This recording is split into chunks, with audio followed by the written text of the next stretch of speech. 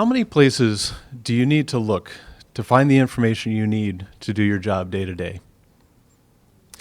I'm Dave Cassel. During my 10 years at MarkLogic, I spent a few years as a consultant working with customers to build out production applications. For a few years, I ran the Vanguard team, which built proof of concept and demo systems.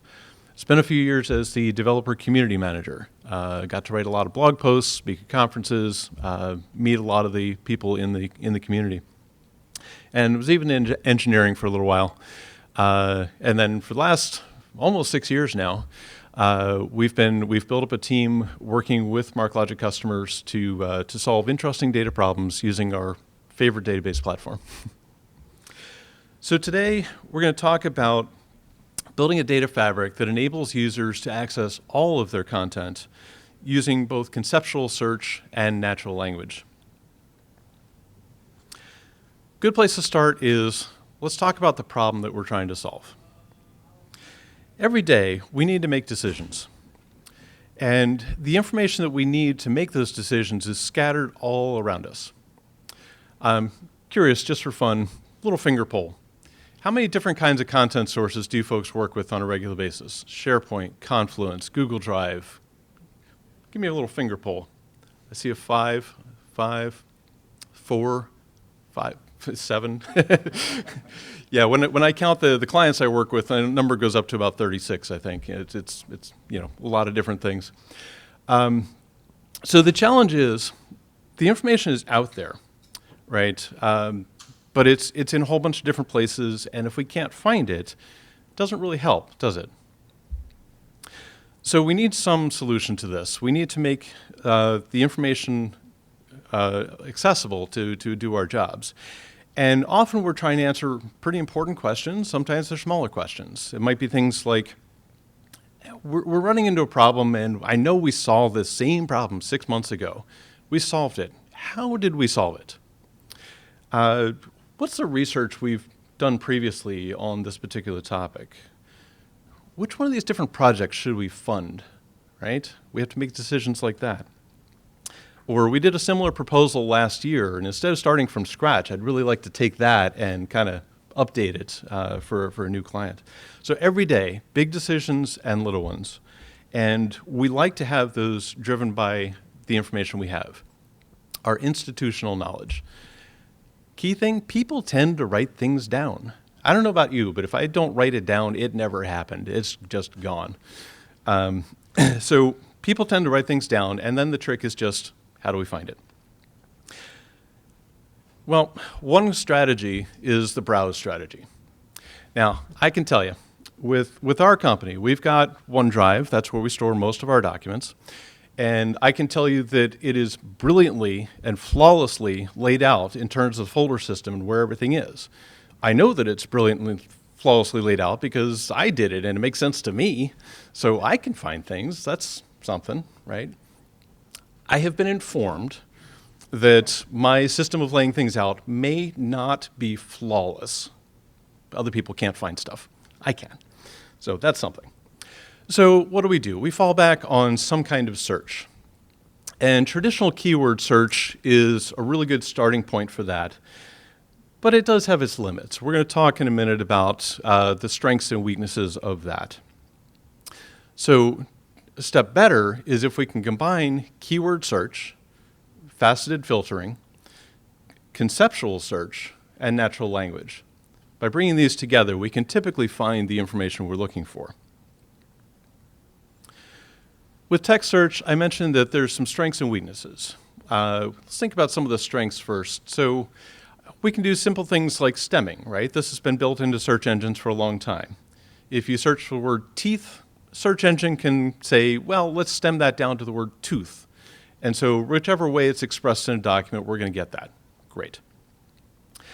We can look for, this one might be in a medical scenario. I'm looking for information about broken bones, and sometimes rods are used to fix those. So we can do Boolean connections of terms, and or not, and that can help us track things down. Another step that we can take is near queries. One of our clients works with physics, but not just any physics, physics of light. So if we want to find references to physics of light in documents, we can look for documents where those terms appear not just in the same document, but near each other. And that helps us get better context. And it doesn't hurt, if you spell like I do, if your search engine can handle some misspellings and do some auto corrections for you. So these kinds of tools are great for simple searches, where we kind of have a pretty good sense of what we're looking for and how that was expressed. And it's pretty powerful for power users, people who don't mind building up really complex queries, right? Throwing in the ands and ors and parentheses and all this kinds of stuff. But even then, there's some limitations. Another thing we can look at is filtering using facets. I often liken the idea of facets to shopping on Amazon. Anybody here ever bought anything on Amazon? I assume anybody who didn't raise their hand doesn't feel like raising their hand, because we've all shopped on Amazon. Okay. So you go to Amazon and you say, I want to buy a TV. You type in television or TV in the search box, and what do you get? On the left, you get a list of things like brand. Here are the different companies that make TVs, and here's how many of them meet your search criteria. Size, right? Here's a range of sizes and how many meet your search criteria. So this does two really nice things for us. One, it gives us the ability to filter. We can narrow down our search by looking at the options and expressing that this is the one I want. But second, we also get some really nice insights into our data set. By looking at those counts, we get a much better understanding of our data.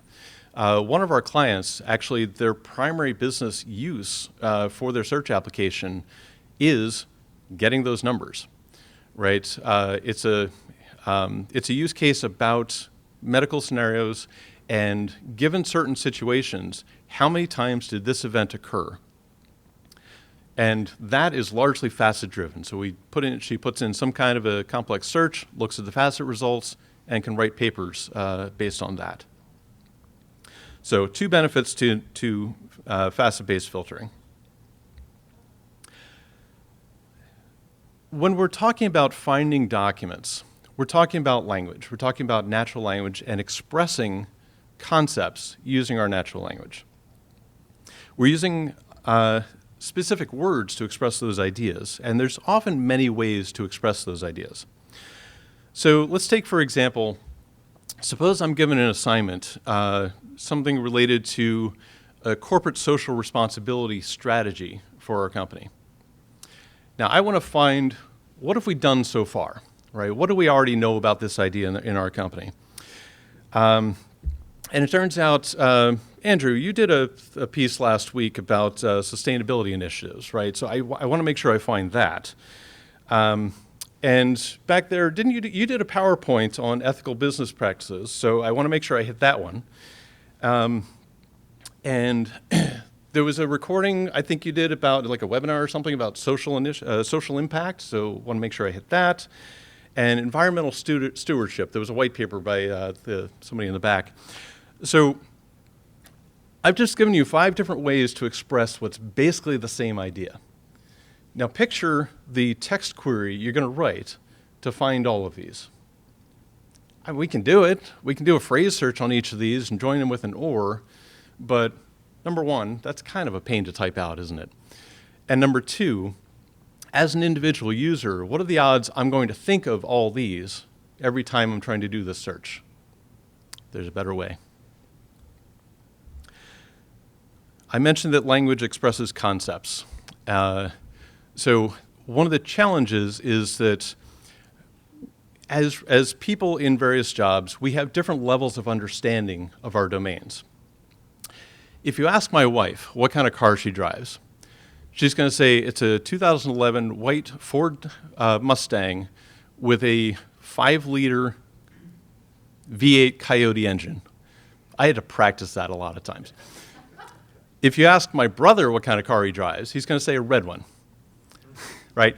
These are, and I won't even get started on what my daughter would describe. She's actually a mechanic. So there's very different levels of expertise here. Now, if my brother wants to find information about a car, wouldn't it be great if he could just get my wife to do the search for her, because she actually would know what she's looking for, right? So what we're going to talk about next is a way of capturing that expert knowledge, that domain knowledge, and making it machine readable, making it accessible to those of us who don't have that same level of understanding. The example I'm going to give is relevant to a medical context. So this might be in a hospital, an insurance company, medical device manufacturers, that sort of thing. There's a published disease ontology out there, and we can see that disease is a top-level concept. Immediately under that, we've got genetic disease, infectious disease. There's also physical and mental disorders, a variety of them. And at each step further down, we're getting narrower, right?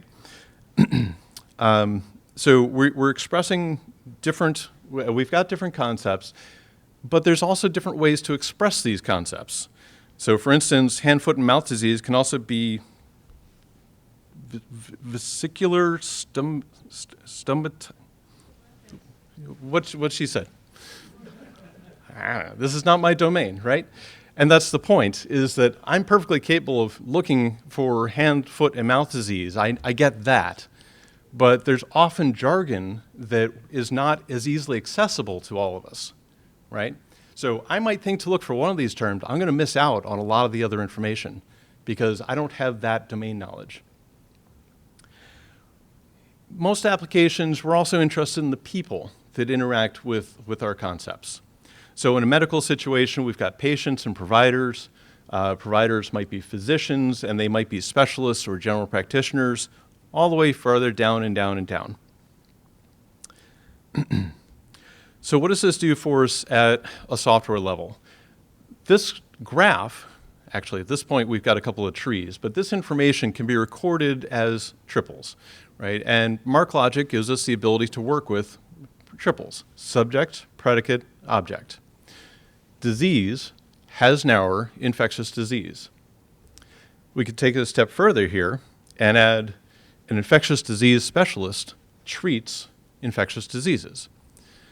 So as we add more and more of these relationships, we're getting a more fleshed out knowledge graph that describes the domain knowledge that's relevant to what we're interested in. Up until we start connecting these, when it's just hierarchy, we're basically looking at a taxonomy, right? We learned about taxonomies back in high school biology class, right? Kingdom, phylum, order, all that kind of stuff. As we expand the kinds of predicates we're working with, we get into the world of ontologies. And having a graph, a knowledge graph, really helps us out.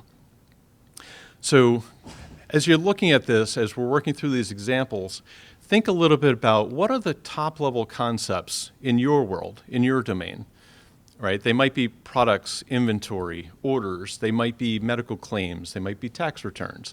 There might be a wide variety of things that are specific to your business. But what does that do for us?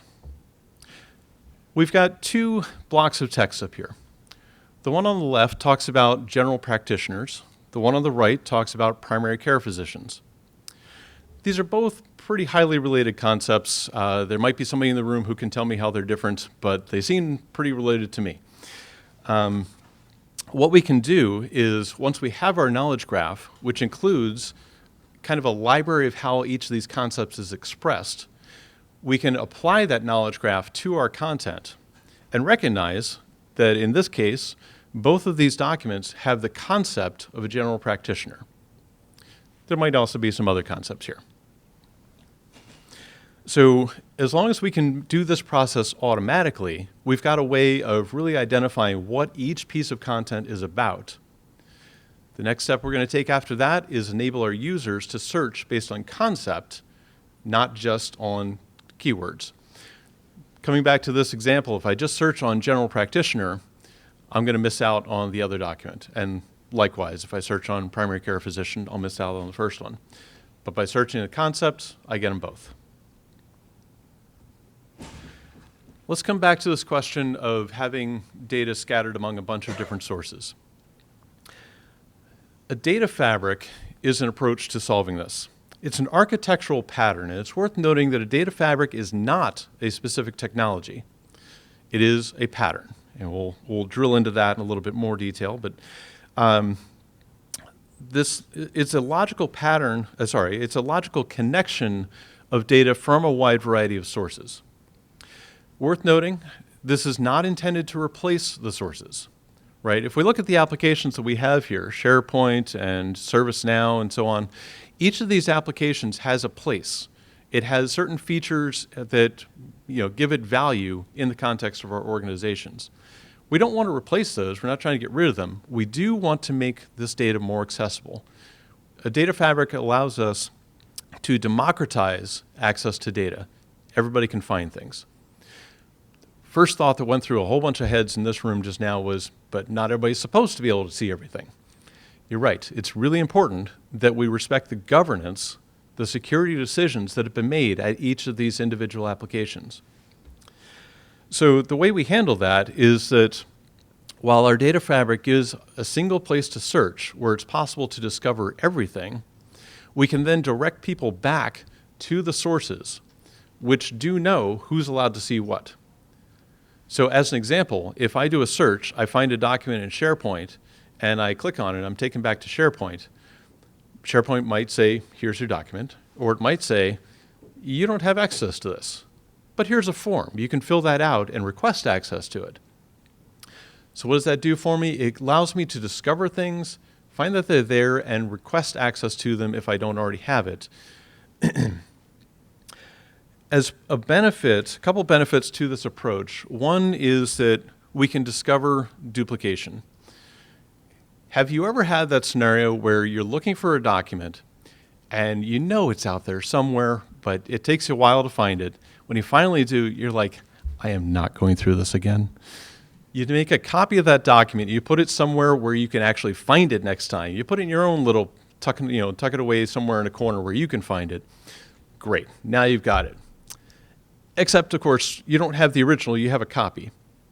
And if that document was, let's say, a list of approved vendors, and 6 months later, you're in a position to decide which vendor is going to get some business, and you look at your local copy of it, which is now out of date, you might be missing out on a better price. You might be giving a contract to somebody who's no longer on the approved list. It might be a procedure for an infrequently done task, and when that procedure gets updated, you don't have the latest. We can solve that duplication problem by removing the need to make the duplicates in the first place, by making it easier to find things in the first place. Now, I just spent a bunch of time talking about knowledge graphs, and then I came here. How does that play into this?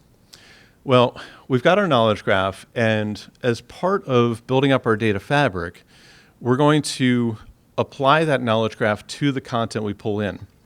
I'm going to click the button again and go to what I call the measles version of this chart. So we can see lots of little concepts applied in the various content sources.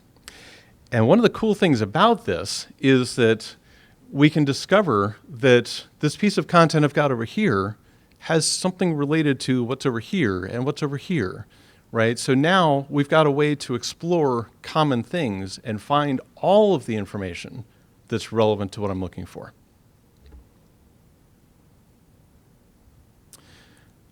I mentioned that a data fabric is an architectural pattern, not a specific technology. So let's talk about how we at 4V Services have implemented this based on our experience. Spoiler, MarkLogic is involved. So we start with subject matter experts working with Progress Semaphore to build out that knowledge model. So you'll see in the little arm there that I'm referring to KMM, that's Knowledge Model Management, one of the major components of Semaphore. This is a great editor for building up the knowledge graph. So we're capturing that expert domain knowledge. The next step is that our administrators can curate what content is going to be brought into our data fabric. They are going to specify, they have complete control over service account credentials, what SharePoint sites, what Confluence pages, what Google Drive folders, whatever the source is, they're going to specify that this stuff is something that belongs as part of the data fabric. We want that brought in. And they can specify a scan frequency so that they can keep up with changes. As we bring that information in, we're going to run it through Semaphore using CLS, the Classification and Language Services API. This is what's going to identify what each of those pieces of content is about, and we'll record that as metadata in MarkLogic along with the index content itself. Finally, we can enable users to come to our application. So now they're able to do searches, and we've got the standard MarkLogic search, right? Give me some text, give me some facets, let me find stuff that way. But we can also take their individual search terms and run them through Semaphore again. We can go to SES and say, so this search term here, is that related to any of the concepts that we know about? And if so, we can enable our users to search by concept instead of just by search term. So this gets back to the corporate social responsibility problem, right? 5 different ways to express things, search by one concept instead of having a complex terms. And finally, we can take this to the next step. We can say, we're going to take your natural language question, we're going to run that through Semaphore, analyze the question, figure out what it's about. We're going to go to MarkLogic and say, give me relevant text that matters for this question. We're going to use that to build a prompt and go to a Gen AI. In our case, we've initially worked with Azure OpenAI, but any Gen AI application can work in here. It's really driven by various APIs. Okay. So why is it that MarkLogic is this foundational piece? MarkLogic is a multi-model database. It supports XML, which is great for content. It supports JSON, which is great for configuration, tracking state, tracking approvals for access. It's good for binary documents, which could either retain the original sources or in some cases give us previews, however we want to store that information. It stores triples, so we can represent the knowledge graph right in MarkLogic and do some interesting things with queries that way. And we can even do relational views. So this multi-model nature really gives us an incredibly broad way to query the content that we're storing there. I've always heard said that a multi-model database is something that allows you to store, index, and query information in the way that is most natural for that kind of information. And the important component of that, in the case of something like MarkLogic, is the ability to cross those models using something like the Optic API, where a single query can hit every kind of information you have. But MarkLogic gives us more than that. It gives us scale, right? We can start with, for instance, a single MarkLogic node, and then as our needs grow, as we bring in more content, it can expand to a cluster. And that horizontal scaling capability really means that from a technical point of view, the implementation of that is, all right, fire up another node, have it join the cluster, and we're off and running. Nice and simple. MarkLogic has a variety of indexes that allow full text search, faceted search, relational style queries, aggregates. But fundamentally, I remember hearing it said a long time ago, MarkLogic was founded by a couple of search engine guys who decided to build a database. And it shows in the capabilities that it's really got such a nice combination of features from both of those worlds, and it's great to bring them together. I sometimes distinguish between query and search, but in MarkLogic, those are really something we can do in one place. Another thing I've always loved about MarkLogic is the fact that so many capabilities are in one place really consolidates our architecture, right? It means there's one major component that provides a data layer. And so the application tier doesn't have to go to 3 or 4 different places to figure out all the information it needs. It goes to one place and sends a response. And that one place has all the information, it's got the security settings, it's got everything we need to manage the data. So what does Semaphore bring to the table?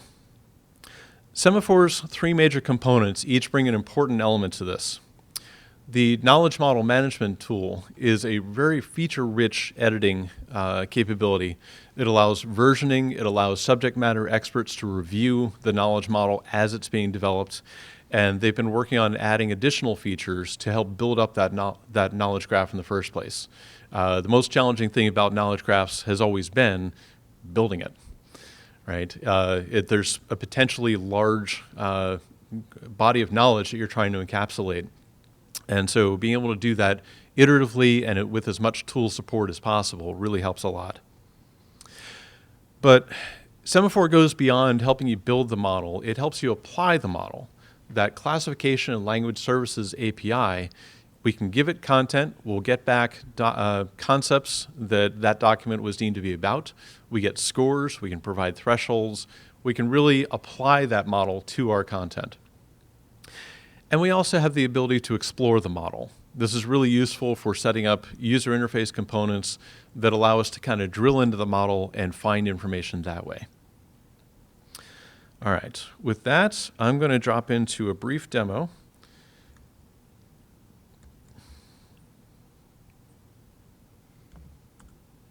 Okay. I'm going to shortcut a couple of things here and just note that there are 4 types of users that we support in 4V Nexus, which is our implementation of this data fabric pattern that we've described.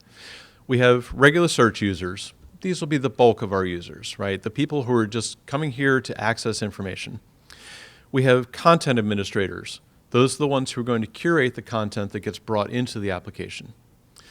Ontology administrators are the ones who have been building up the knowledge graph and will inform the application that a new version is available, which triggers reclassification of our content.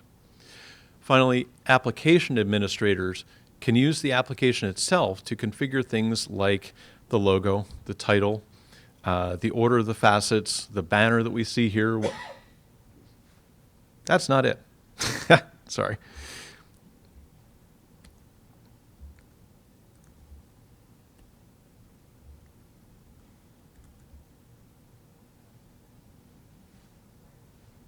There we go. Okay. That looks better. Right, so 4 different kinds of users. I am logged in as a user that combines all of those capabilities. Any given user can have multiple roles. As with most MarkLogic applications, capabilities are separated by roles. So if I come in here, I can start off doing a search, and I typed in Mark, and I'm presented with a couple of different concepts, MarkLogic and MarkLogic Unit Test. I should note that the ontology I'm using for this is related to Progress Software.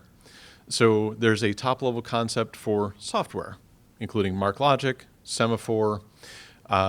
There's a top-level concept for features, and so on. It's information about Progress Software.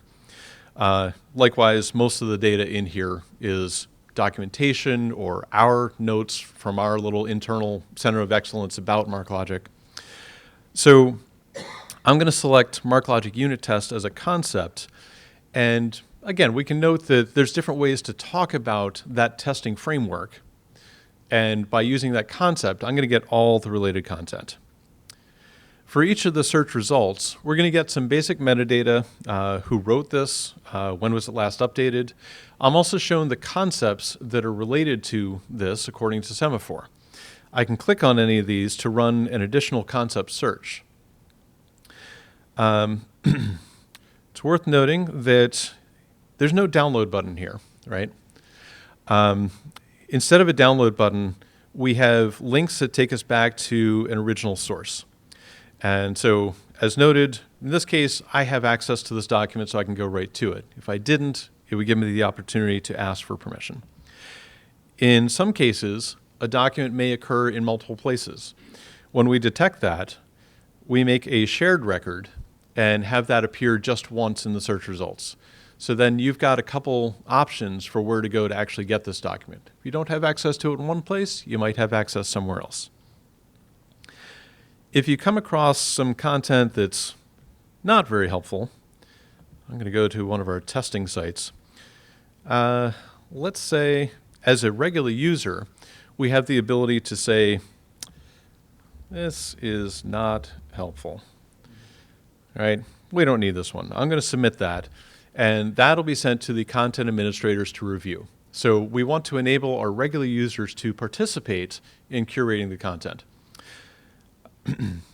Related to that, there's also a submit URL button that allows individuals to say, here's a blog post, here's a SharePoint site that hasn't been ingested yet, here's something else that I think would be helpful for this community. And that would be placed in the hands of the content admins as well. So the content administrators have a number of responsibilities here. We can look at document status management. We've got a couple cases here where a document has been reported. We can take a look at that report and say, yep, I agree, not helpful, let's block that document. When we block a document, we're not removing it from the database. The reason we don't remove it from the database is two things. Number one, we might encounter exactly the same document again from some other content source. And if we do, it's not gotten any more relevant, right? So we're going to block that copy of it as well as part of the same record. Secondly, we might decide as things change over time, you know what, there is actually value to this. We want to bring it back in. So when we bring it back in, it's just switching a collection and it's back to being part of the search results. Okay. I mentioned that content administrators have control over credentials. They can also manage the content sources. They can add content sources, set up the scan frequency. We're working on adding some features to allow even finer grain control. So for example, you might have a content source that has a bunch of zip files in it, and you never want to see those zip files in search results. Cool, exclude them. Well, they'll never get into the list. Okay. Ontology management, I mentioned that this allows us to tell the application about new versions of the ontology. When we publish from Semaphore, we might not want to go back and reclassify every single time we tweak the model a little bit. But sometimes there's a big enough change, we're going to say, let's go back and reclassify everything to make sure we're good. Okay. And finally, application management. Our goal here is to make this as completely within the control of the of the client who is using the application as possible. So this should not require developer intervention to set the title or change the logo. We want this in the hands of the people who are using it. Okay. So from there, oh, right. How could I forget? We've talked a lot about Gen AI. So, add a query.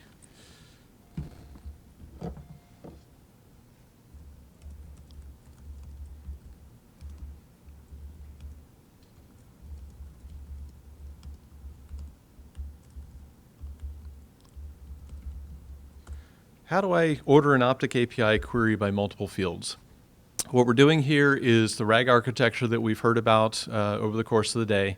So we're taking that question, we're running it through Semaphore. What concepts is this about? It's certainly identified Optic API as a concept in the knowledge graph that we have.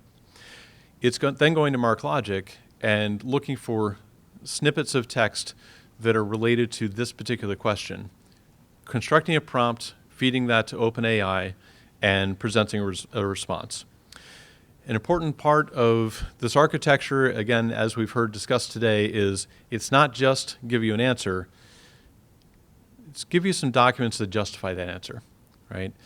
And these documents, some of these are ones that we've written internally. Some of them are ones that we've pulled in from various public sources.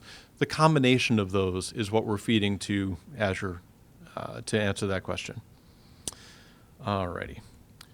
So I'm going to jump back into my slides.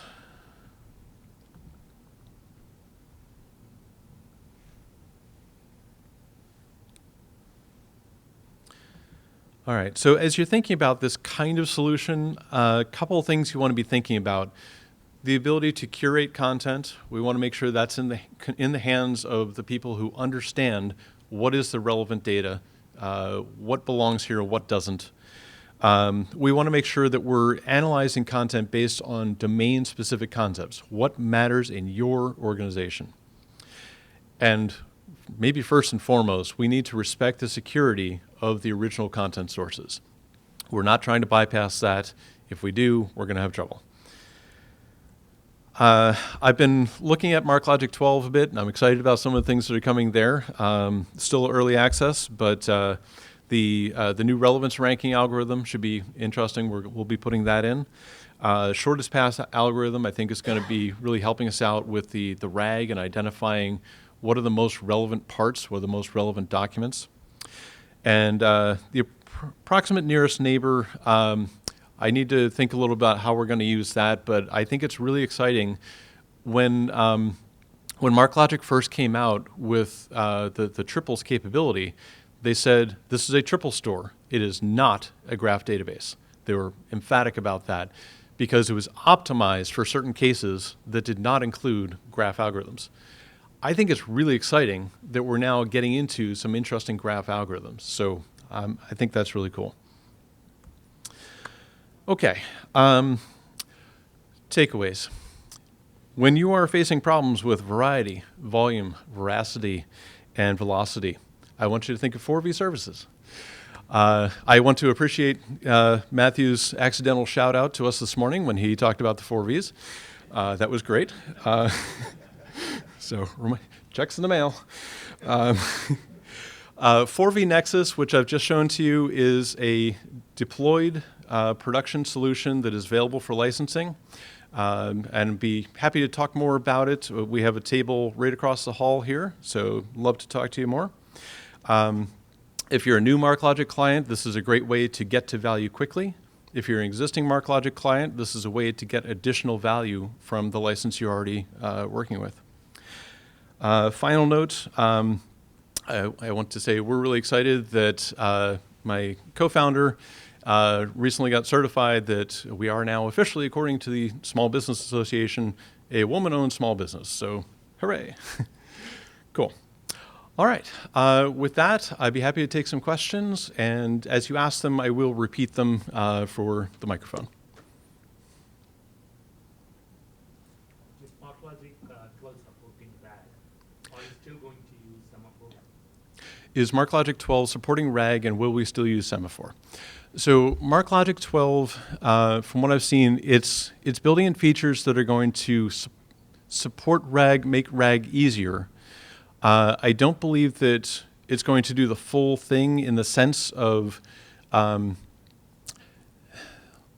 MarkLogic, as far as I know, is not intending to build in a large language model, right? So there's always going to be that external piece for the model. For Semaphore, once you build the knowledge graph, Semaphore also helps you with the analyzing the question to figure out what it's about. It helps with classifying content so we can find things that are relevant to your question. So some knowledge graph implementation is necessary for that.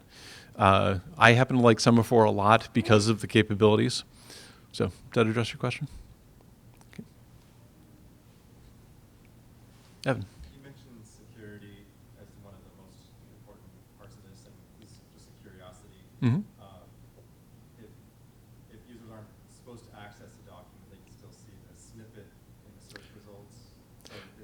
Right. So the question is about, given the need for security and the fact that users don't have access to all of the documents, what about snippets? You might have noticed that in our metadata, we're not showing snippets. And it's for exactly that reason, right? One of the things we have to think about as we're building a search application is how much do we want to show to the users? And this is relevant for both regular search and for Gen AI responses, right? If we take if we use content that you don't have access to, feed that to the prompt, then the response from the Gen AI may well include information you're not supposed to know about. So we have to be really careful about that selection. And even in just plain old search results, we've got different clients who have different levels of comfort with this. So the example I showed, the comfort level is pretty darn low. You're allowed to see the title and where it came from, who wrote it, and what concepts it's about. They did not want snippets. They did not want any kind of being able to see the document. We've got other clients who take a different approach. One of our clients in particular, as we're ingesting content, we create a PDF that shows the first 2 pages of every document. The assumption at that client is nothing in the first 2 pages is going to be that worrisome. As far as I know, they have not yet regretted that analysis, but that was their business decision. They said, this is what we want, and the reason for it, for that particular application, again, you can't get the data directly from the application. You have to go to something else. There's a different application at the same client that's similar where you have to request access and go through an approval process. So in order to make that process worthwhile, they want you to be able to look at those first 2 pages and say, oh, wait, the title looked pretty cool, but this is junk. Right. The modified date was, just 6 months ago, but that's because somebody made a copy of it or something. This is actually a research report from 1972. It's not what I want, right? So again, different levels of security requirements based on the client, but that's why we're not showing snippets here, is exactly that reason. Other questions?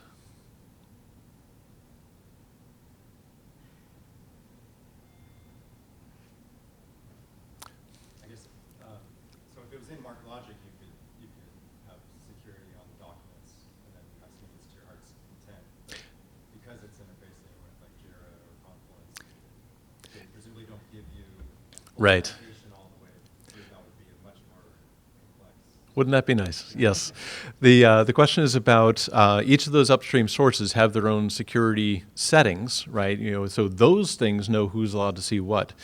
What we've seen so far is that not only do they each have their own settings, they have their own ways of expressing those settings.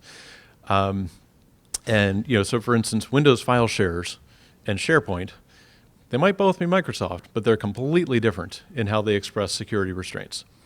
And then you get into Google Drive, right? Jira. They don't necessarily map to AD groups. So this is something, we've talked to a few clients about it. We've done some work on that. Let's say it's an evolving process, but in a perfect world, absolutely. If MarkLogic knows about the security constraints that are upstream, then we can do things much more dynamically. I mentioned that one application that's got an approval process. The process relates to what organization within the corporation owns the report and which organization do you report to. And based on that information, along with the security classification, export control, other stuff like that, there's this whole big thing about, we might be able to automatically approve something. We might require 2 levels of approval. And that's the kind of thing where, as we start talking about a RAG architecture in that scenario, we're going to be looking at, can we move that decision process forward a bit, right? To kind of automatically figure out what stuff can we use to build a prompt for you personally, right? Because if you and I both run the exact same query, well, we might work in different organizations. We may have requested access to different documents and gotten approval for different ones. So our prompts are going to be different. Our answers are probably going to be different. And that's nature of the beast, right?